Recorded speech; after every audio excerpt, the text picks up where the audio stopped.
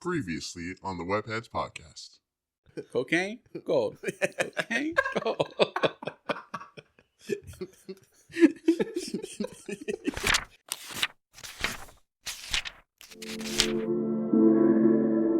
Hello.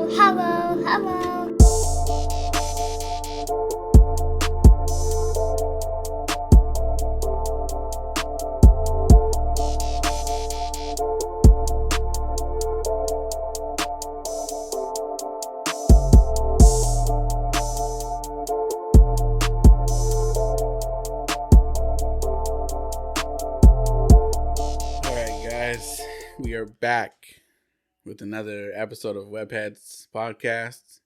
We are still the same three people from the last episode. They never asked me to leave. He's been sitting here for 2 weeks. Camped out. He never asked if he could leave. We never told him he could. I just pulled a Beyonder move. Yeah. I was just like, I'm staying here now. Nobody knew he was here this whole time. Just kept turning invisible. Nah, I just offered your grandma cocaine and gold. She just like, yeah, that's where it's at. So last week we left off finishing issue number 4, and we're gonna get right back into it with number 5. So here we are. The very last thing that happened on 4 was the Dazzler told Frank that she wanted to marry him, and he was like, I'm too busy. I can't do this right now. So he sent her back to her home with no memory of anything that happened between the two of them, and now he's just back on his bullshit. So surprisingly, Frank is now more depressed than he's ever been. And he comes across this mutant girl named Boom Boom. Oh no. Which is the former sex worker. Yeah. She looks exactly like her. It's not, but so yeah, he comes across this girl named Boom Boom. I do like her name. Yeah. It fits her power set. Yeah. Surprisingly, she doesn't like her name. Yeah, somebody else gave it to her. But oh yeah, I'm Boom Boom. Got to give her one of these. Actually, I might have to keep my finger over this one because that happens a lot. And Boom Boom is just as depressed as Frank is right now. And they start telling each other their stories, and then Frank's like, I got to get out of here. This is too much. This girl's life sucks. She's bringing me down, man. So he decides that he wants to forget everything about this universe, but for something won't let it happen.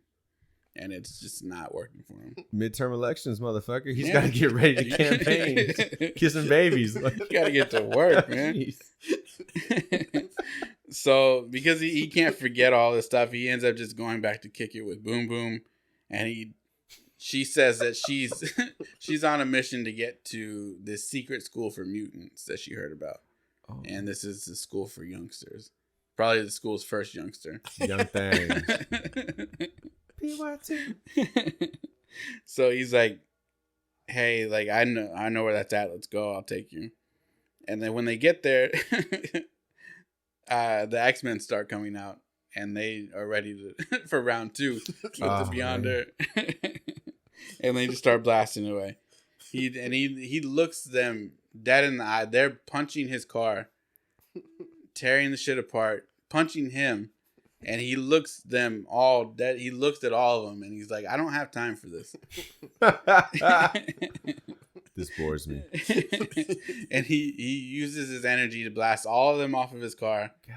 And then he just steps on the gas, takes off, and he leaves Boom Boom to just fend for herself. What? No. And she's just sitting there crying. She's like, come back. Like, I don't feel comfortable being here anymore. This is not a healthy environment. This school. And then she makes a bomb, and she sets it off for 30 seconds thinking, I'm going to get Frank to come back. Because he doesn't want this to kill me. He's going to get here to stop it. So the 30 seconds rolls around, and then Frank never shows up. But he was basically calling her bluff because she didn't actually set it for 30 seconds. She just said that out loud, hoping that he would hear it. This is a 30-second bomb. This is a bomb she made out of her with her powers. With her powers, yeah. She set time. Yeah. Wow. And so Frank finally shows up like a few minutes later, and he calls her a dummy, and he tells her, "You are dumb. I can make bombs out of nothing. Dumb." He's like, "Get in the car. We're going." Jeez. And then they get in the car, and then they fly off into space. Huh? Yeah. All right. Wait, that's not the she's strange wearing? things Why is she wearing those green glasses? I don't know. She first showed up with the glasses on. She has like, she have like a black eye or something. Well, she does. She got so her whole story was that her parents are abusive or her dad is. they found out she was a mutant the same time she did, and then her parents weren't having it. They beat her. It wasn't from the X-Men. She didn't get mobbed on. No, she wasn't struck. Not yet. Okay. Eventually they'll do it, I'm sure. So yeah, they fly off into space, and he takes her home. He takes her to the home of the Celestials, which are giant space gods. Yeah, that control everything It's like basically. Titans of the universe. Yeah, all of those. So he takes her to the home of the Celestials, and then he starts berating the Celestials, and he tells them, if you really are all powerful, then and you're responsible for the universe, then stop me from destroying the universe. Hit me. Hit me. You own this house? Then stop me from destroying it. I dare you. And and then he's like, if you guys are everything you say you are, then stop me from tearing this whole thing apart. Stop me from destroying the universe. And then they call his bluff, and he says, okay, you guys must have known that I wasn't actually going to do it. And he says, but now I'm going to do it for real. He's like, you guys got 3 seconds. And then once he gets to 3, they all jump into action, and they try to kill him, hoping to stop him. And he blasts all the Celestials away. And then after he beats them, he goes back to his mansion in Brazil like none of this was a big deal. Thank God I didn't blow this place up. I wouldn't have a place to come back to. And then Boom Boom runs to a phone. She's still on this celestial planet. I don't know how she found a phone. A payphone of all things. Yeah. Yo, AT&T's got that network, baby. And she uses the phone. She calls the Avengers and tells them that the Beyonder may be on his way to tear apart the whole universe. Hell of a collect call. Yeah. And then later on that day, Boom Boom just calls out for the Beyonder again. And he shows up and he says, hey, I missed you. This dude is crazy. He gives her a little hug. But little did he know that she put a bomb in her pocket. And when the bomb goes off, the Avengers show up. That's our cue. The Avengers show up to fight. And then they're beating his ass. And for some reason, he's not fighting back. When they realize that he's not fighting back, they let him up. And then serve this ass whooping real quick. Yo, hold up. He's not even throwing bows. Just kick him in the face 4 more times. Let him up. Let him up. Let him up. He's good. He gives. He said uncle. So, all right, bro. Now you're in our gang now. He just jumped him in. They're just beating his ass. You better not fight back. Please. Because we saw what you did to all the X-Men twice. So, yeah, they let him up, and then they just tell him, like, just go home. Go back to wherever you came from. He just starts walking. He doesn't acknowledge it. He just starts walking off away from them. And then under his breath, he mutters, 10 points, I win. What is that? Yo, I'm saying that from now on. Anytime I get my ass mopped. Just 10 points, I win. And that was the end fuck of you number just 5. say? I said 10 points, I win, damn it. So now we're on to number 6. And then seconds after just leaving like that, he blips over to this place called Sparta, Illinois. And he builds the biggest building he could in 10 seconds. And in those 10 seconds, he builds a building 10 times taller than the Sears Tower. Okay, well, that's interesting because just so you know, the area of Sparta, Illinois is 11.43 miles squared. It's not that big of a place. No. Population 4,351 as of 2019. This is a real place. This man just came through thugging. And built a building. My town now. Yeah. Y'all all could live in this big ass building. And then built a building 10 times taller than the Sears Tower. Good Lord. All right. I see what you're doing. Okay. So now he's in his building. He's looking at the computers. And for some reason, he sees, the group Power Pack. Mm-hmm. He sees that Power Pack is in trouble. So he goes to wherever they were at to help them out. They sure as fuck weren't in Sparta, Illinois. Hold up. And then after doing that, he comes back and there's this reporter waiting outside the building and wants to talk to him. This guy named Dave. And he wants to know who the Beyonder is. So the Beyonder shows him his whole story, the whole thing from Secret Wars before everything that's happened till now. And the Beyonder tells the reporter that his only goal now is to preserve life. And the reporter says, okay, let's do it. And he just teams up with the Beyonder on his own. He didn't have to apply for this job? No, he's just like, oh, you want to save the world? Me too. Let's do it. Okay. That's how you get a job, kids. That's, initiative. Yeah. Just agree to everything. Yeah. I too like business. Yeah. Business is good. I like that. Hey, one real quick fun fact about Sparta, Illinois. Sorry, where this business building is at. The mayor's name is Jason Schleim. Real talk. Shout out Jason Schleim, everybody. Well, not at this time. It's like, 86? My bad. So. He might have been a kid just hanging out there while this was all going on. True. He saw this happen. He's like, I'm going to be mayor of this town one day. Yeah. Big ass building. I want to take over that building one day. We're going to make that City Hall.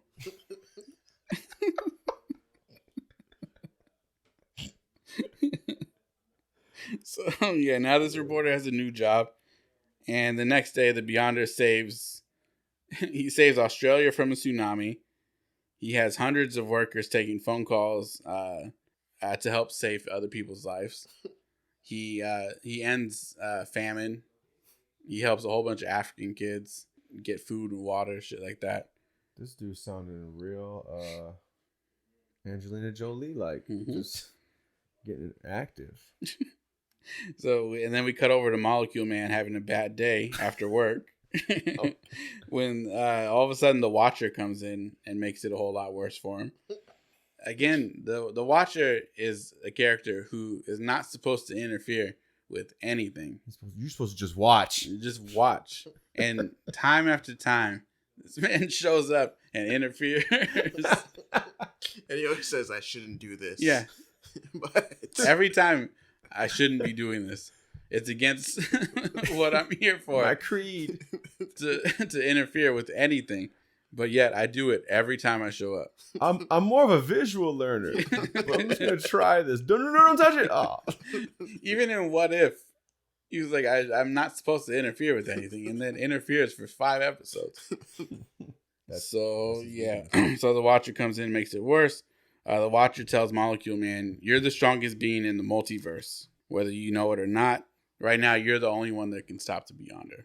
So again, meanwhile, at this time, they're trying to stop the Beyonder, and the Beyonder is feeding kids in Africa, solving major health issues in children's hospitals, helping aliens with broken spaceships.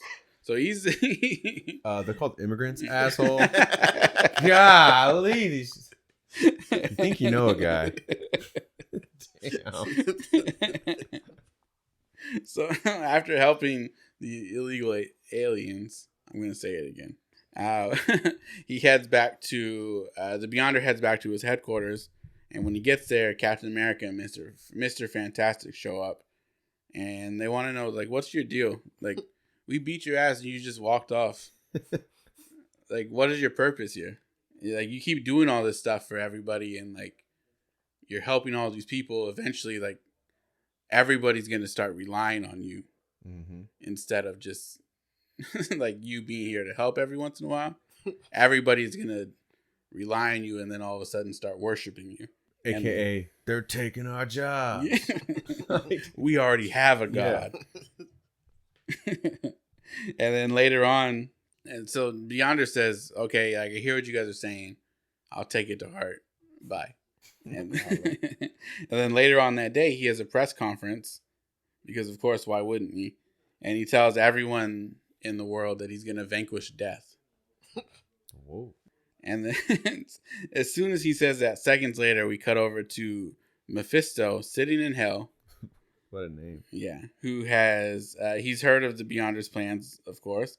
And now he's cursing the Beyonder to hell. And then Just invite him to his house. Yeah. Hey, pull up! I curse you to hell. Pull up! And then we cut over to the Beyonder, who is sitting in a restaurant with Dave, and he invited Death to come have a drink with them. Oh, okay.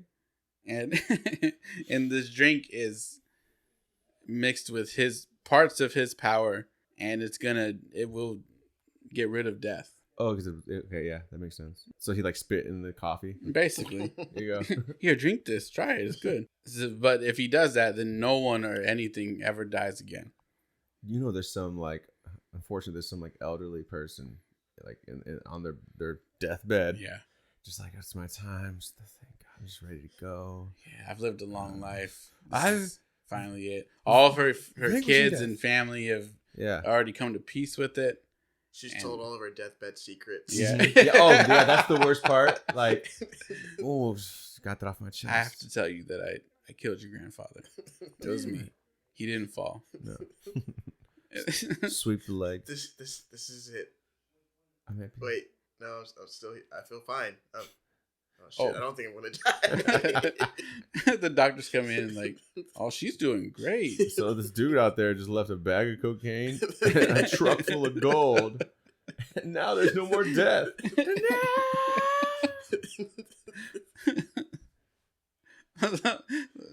20 minutes later, the cops come in. Ma'am, you got to come with us. Perpetual prison.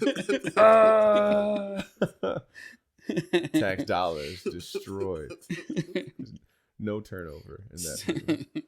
So right before Death sits down, of course, right before she drinks the elixir that he gives her, Mephisto shows up and he comes straight through the ground because, of course, and he attacks the Beyonder. He tells Death not to drink the drink, and then, of course, again, Uatu shows up, being the Watcher, and interferes with shit. And he brings the rest of the big players, Eternity, and I believe there's a Celestial in there. I forgot who else was there, but there's a lot of big players. It's like Eternity, the Living Tribunal, Celestial. These intangible names, selling, Yeah. death. I mean, there's the act of dying, but it's like like The living embodiment of death. There's Order, Eon, see? Order, like Eternity, eternity, Chaos, see, In-Betweener. That's just a lazy name. They're trying to choose like the name like Max Payne or like like Explosive Man. He's like kind of in between both. Hey, I can bring Max Payne and explode things. I'm the in-betweener. Go back to this drink. Yes. Sorry. So after bringing in all those big players to convince Death not to drink it, Dave just makes Dave says, "No, drink it. You got to do it." Reassurance. Peer pressure. So we spent this whole story talking about how the Beyonder is just all powerful. Yeah. And then for some reason, Dave is the one who convinces Death to drink it. And at that she drinks it, and then Mephisto loses his shit. Of course. Because now he has like his whole being, his whole being is just having people die and then torturing their souls forever. And now he can't do that. I'm pointless. Yeah. What am I going to do? You got two options, buddy. Cocaine and gold. Gotta get into the business. And then right after she drinks it, at that same moment, Molecule Man looks at the flowers that were previously dead sitting in his apartment, and now they're full of life. Oh.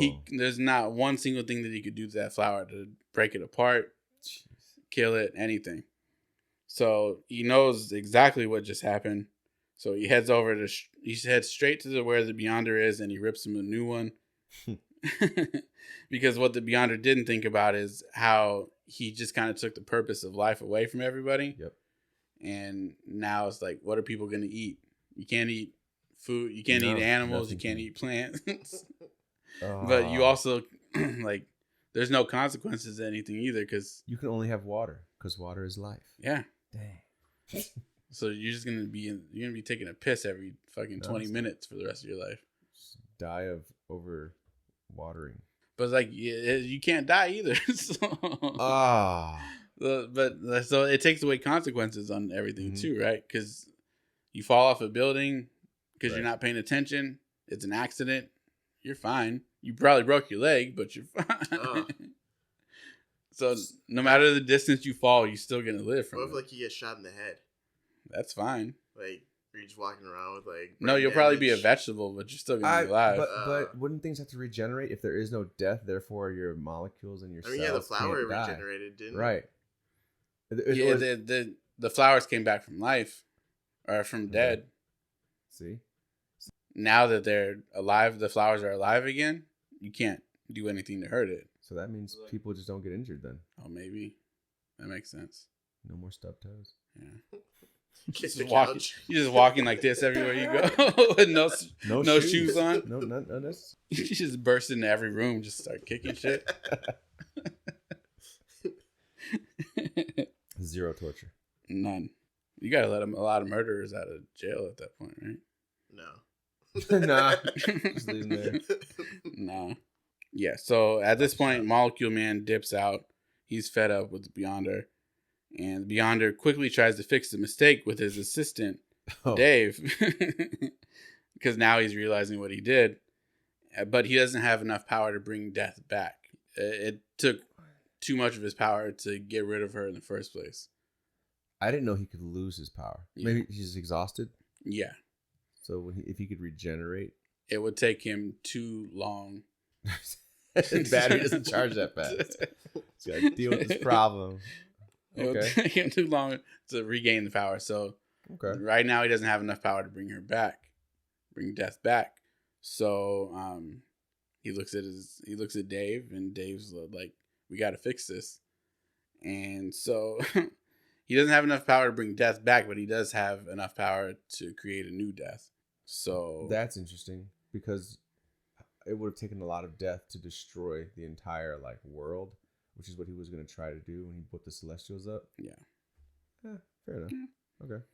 So what he does is he makes a new Death, and he turns Dave into Death.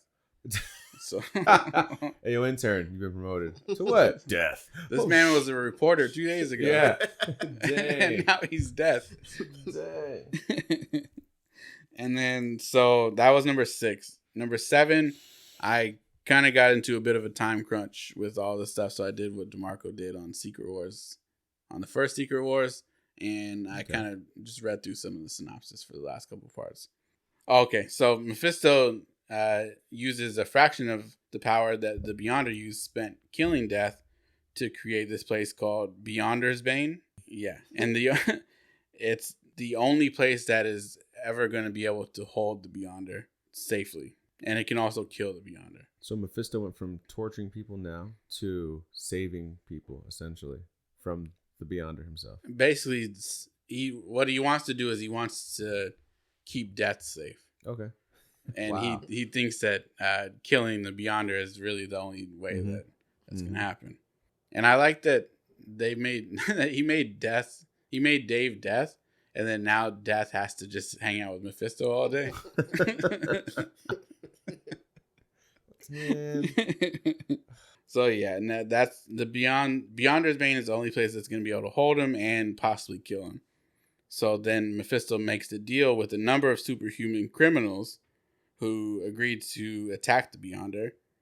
And if you see the cover, it's literally just the most random. It's not random criminals, but it's people that probably shouldn't be involved with this. Yeah, it's Doc Ock, MODOK. I think I saw Kingpin on there. These are not people that are. These are street level thugs. Yeah, like this person beat up all of the X-Men. The Avengers didn't He looked at the X-Men and said, "I don't have time for this," and just blasted them away. Yeah, with just energy. The same heroes that beat your guys' ass all the time couldn't beat. Damn. So yeah, he gets all the superhuman criminals to agree to attack the Beyonder. Some of the most powerful beings in the multiverse agree to assist Mephisto, including Eternity. It's basically that whole group that was there before. And for some reason, the Thing from the Fantastic Four is working as a film star now. But he soon learns that the Beyonder is pondering existence on a nearby island. Mephisto manipulates the Thing into attacking the Beyonder first to keep the Beyonder on his island in time for the villains to show up and fight him, which is for some reason increasing the Beyonder's power being on the island, which doesn't make sense to me, but a lot of the story hasn't. But the Thing ends up using his own amplified power to defend the Beyonder when the villains get there. And when he refuses to fight back against the army of the villains, allowing Beyonder's bane to dissipate, the Beyonder decides to help others figure out their true purpose instead. Wow. And he's doing that because he still hasn't figured out what his true purpose is. So at this point, he's just trying to help other people figure out. He's a life coach that has no idea. That's perfect. About what life is about. It's kind of how it goes, I have to guess. Yeah. I guess. So that was number 7. Number 8, we start with the Molecule Man trying to talk the Beyonder down when his frustrations give way to the anger over his inability to find purpose in life. And his powers begin to wreak havoc on everything around him. The Beyonder's powers. The Beyonder takes him back to his universe where the Molecule Man discovers his origin and was the cause of a pinhole that allowed the Beyonder to peer into our universe in the first place. Does that make sense?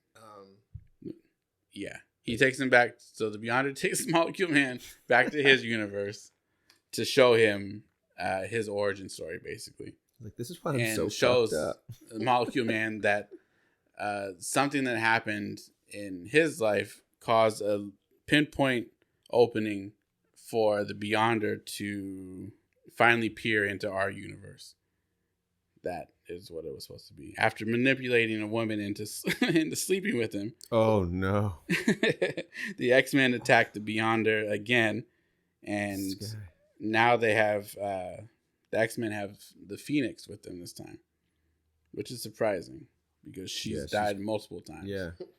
You know, Phoenixes, they just rise from the ashes, bro. That's true. So now that they have the Phoenix with them, the Phoenix tries and fails to kill him once more. Fearing that the Beyonder will try to kill him, the Molecule Man puts up a barrier around all of Denver. But the Beyonder destroys it quickly. The Beyonder then seeks out the Hulk to learn more about Bruce Banner's recent attempts to unalive himself.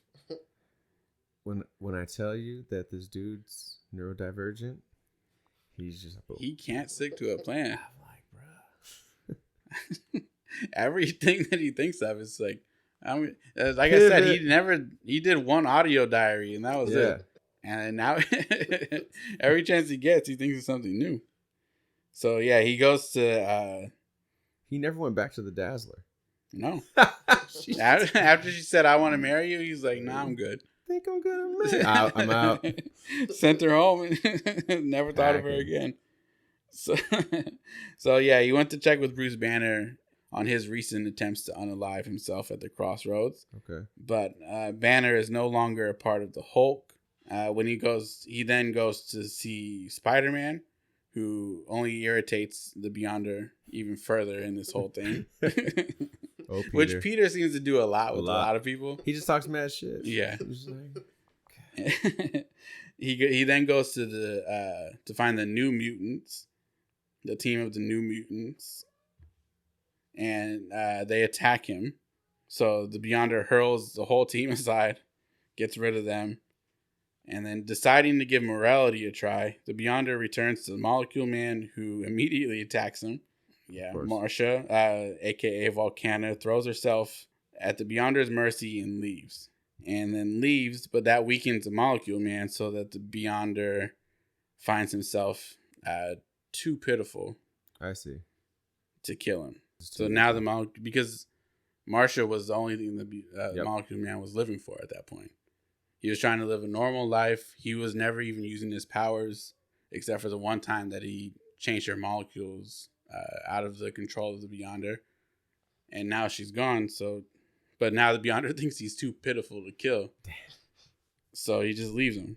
Sometime later, after a deadly run-in with the New Mutants and a wager with Mephisto, the Avengers confront the Beyonder before he can destroy the multiverse. And that was number 8. And now we're on number 9, which was the last issue of this story, of the Secret War story. There's a small little part that I have after that.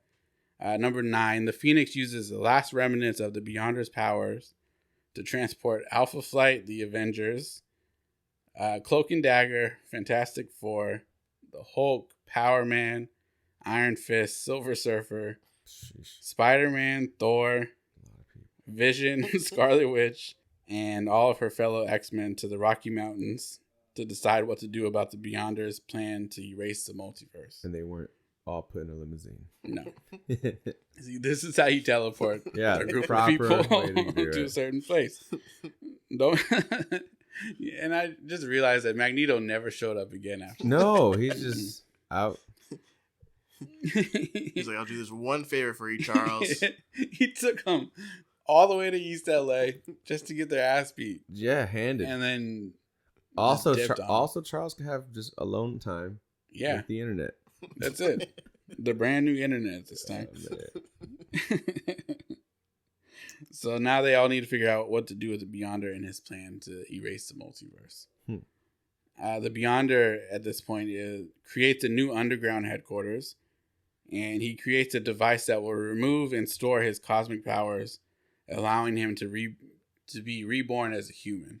He tests it by recreating the New Mutants, and then he tested on himself. Recreated the New Mutants? He recreated a few of the New Mutants. Like I hate clones? Yeah. Oh. At this time, Mephisto takes the opportunity to try to kill the Beyonder himself, but has no direct power over humans on the earthly plane. Then the Beyonder reclaims his power from the machine that he created, causing Mephisto to depart and just take off. The Molecule Man joins the heroes and leads them to the Beyonder, and their one-on-one clash between Molecule Man and the Beyonder tears a fissure open across the Rocky Mountains. So they're tearing this fucking place apart. Yeah. And the Beyonder forces the heroes away, attempts to use the machine once more with the aim of coming back as a superhuman with limited powers. So he wants to turn from this omnipotent, all-powerful being into just a regular superhuman with just a few powers. Did he learn nothing? Challenge. He's been here for 2 weeks. Dude. And he just wants to be a superhuman with a few powers. This makes 0 sense. And then, so now at this point, the heroes regroup and the Molecule Man blasts the device that the Beyonder was using to sap and store his energy, killing an infant Beyonder because he started the process of making a clone. And so the Molecule Man killed the baby Beyonder. Oh, wow. He transports the Beyonder's power back through the pinhole to his own universe, spawning a whole new universe over there. What the fuck? Yeah. Is there another Beyonder in that universe? Let's hope not. And then that was the end of number 9. They just ended it there? And then one more. I didn't read it, but Avengers 266 was the last part. So the damage to the Earth caused by the fissure is so severe that Mr. Fantastic calculates the Earth has just hours before its destruction. The Avengers and the Fantastic Four call upon Silver Surfer to hopefully heal the fissure. But he doesn't have enough power for that. After the initial clash with Molecule Man's protective girlfriend, Volcana, he agrees to abandon his plan to leave the planet, Silver Surfer, and combine his powers. Oh, and then the Molecule Man agrees to combine his powers with the Silver Surfers in an attempt to save the world. And surprisingly, they're successful, but the Molecule Man loses all of his powers. And the Avengers allow the Molecule Man to return home with Volcana, Marsha, where he reveals that he actually retained his powers. He just didn't want anybody to know. What is that? What a joke. And the only person who does know is Silver Surfer. Okay. And then the Silver Surfer agrees to not tell anybody about it. And then Silver Surfer takes off, and Molecule Man just goes back to his normal life. Nice. He's like, yeah, this would be kind of a funny prank. All right, bye. You just don't tell anybody about it. And that was it. That was Secret Wars 2. So the Beyonder doesn't have any more cocaine and gold. No. Maybe in his new universe he might. Was this really a war? No. It was just the Beyonder just wreaking havoc. Yeah, I think they were definitely trying to cash in on the first Secret Wars. Well, there's always a fallout, right? And like a rebuild after war, apparently. So like this is like the whole like maybe it was more of like a war within himself. And that was the secret. He was kind of trying to figure himself out. He's like, yeah. And for the time that he was on Earth, he was kind of. I mean, he in 3 days he went up the ranks of the East Coast crime. He became the leader of the free world. Yeah. Like, and then went to Miami. It's like, you know what? Go hang out with Rick Ross and move some keys. He was selling keys and then was president 2 days later. You know, it's like the real life immigrant story. Yeah. You start off with no clue, nothing. You're just here getting told to go back where you came from. You're able to just bust ass and do things great. Everyone's doubting you. You get a chance to shine. You make a few mistakes. And maybe he was a success story. But he did end up going back to somewhere. Like, he just like, you know what? I gotta leave. Well, he did everything. He did everything he wanted to. Did it all. He accomplished everything, and now it's time to move on. Yeah. What is clothes? Yeah, he went from what is clothes to anything and everything. Yeah. To having total control of the multiverse. Not even just our universe. I just need to know if he is still a sexual offender, though. Like, he can't just be stealing women. That part just still feels like I don't think he learned a lesson from. I think he still might be doing that. Habit. Yeah. Can't have that. Yeah, that might be his thing. It's just showing up at women's houses, kidnapping them, and then look at all these cool places I can take you. He takes them to all these vacation spots. No, I didn't kidnap you. I just took you on a nice vacation. But you left me in this room. You're too clingy for me now, so you got to go. Oh, you're asking a lot of questions. I don't really like this. You're making me uncomfortable. I'll drop you off at this child's school. Full of adults. Drop you at this school for youngsters. It's full of adults. Except for one kid. He's like... And they all want to fight me for some reason. Yeah. Don't ask questions. I'm out. He really took her there. He's just dropping off girls every week. Yeah. That's why they keep trying to fight him. Yeah, bro, you keep bringing these random ass chicks. This girl's not even a mutant. She just has braces. You were calling her metal molder. What the hell? This guy was a menace. This young girl has electric powers.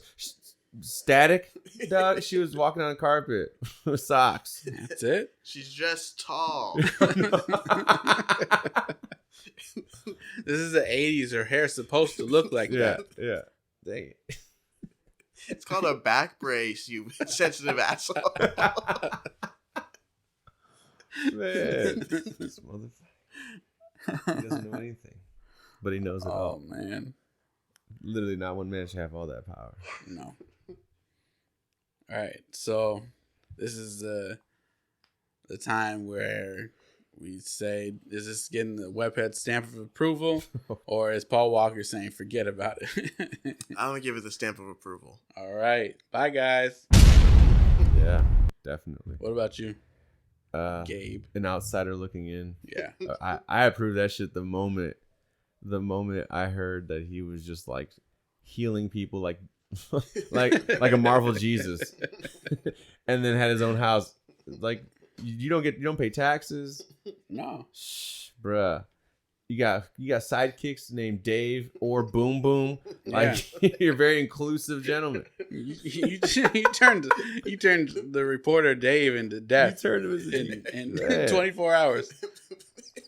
Drop a bomb. That man just wanted a story. Yeah. He was trying to get Sparta, Illinois on the map. Oh, he did. He definitely did. So you're giving it the stamp? Yeah. Go ahead and drop a bomb on him, Clue. I gotta give it the stamp. This shit was great. You did the most. It was the wildest story we've read. Yeah, for sure. Definitely. It just bounced everywhere. And I think, like I said, my expectations of what we are going into from the first Secret Wars, I thought a lot more like the first one. Mm-hmm. And this was completely off the rails and different from the first one. It really shined a light on neurodivergency. Yeah. I'm happy. Yeah. It gave me every aspect of my life back. Yeah. To think on. They even cured dyslexia, so yeah. Mark has hope. There we go. It's not something you cure. You just live with it.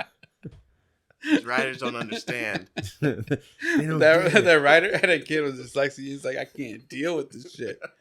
You know what? If I could just cure it. This kid's name is Greg. He's spelling it Gerg. I'm tired of this shit. It's not that hard. His teachers don't help. He's like, we got to find some way to fix this. And he takes it home to his kids. Like, look. This boy learned. He spelled like that. Dad. Look, this kid spelled sign. You can do it. Yeah, it was great. But I thought I lost that. Oh, you thought? That's what I thought. She's got superpowers too. But yeah, that was another episode down. Nice. Thanks again, Gabe, for coming through. Thank you. My pleasure. Thanks for staying for 2 weeks while we lived our lives. I just got laid off. Thanks. Just haven't been working. I just blipped. You're gonna go back to work and be like, yeah, I got snapped. I dusted, and I'm here now though. You mean it didn't happen to you guys too? Oh, that's crazy. Lucky.